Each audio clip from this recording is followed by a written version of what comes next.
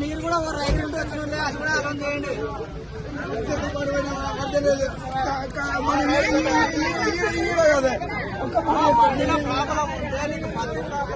బండి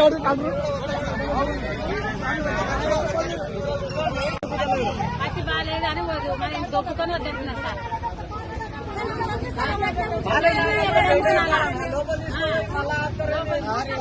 అన్నప్పుడు బయటనే చెప్పాలి.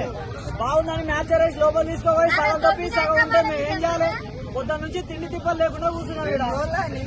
ఎన్ని రోజులు తిరగబట్టి పెట్టకుండా ఉండాలి.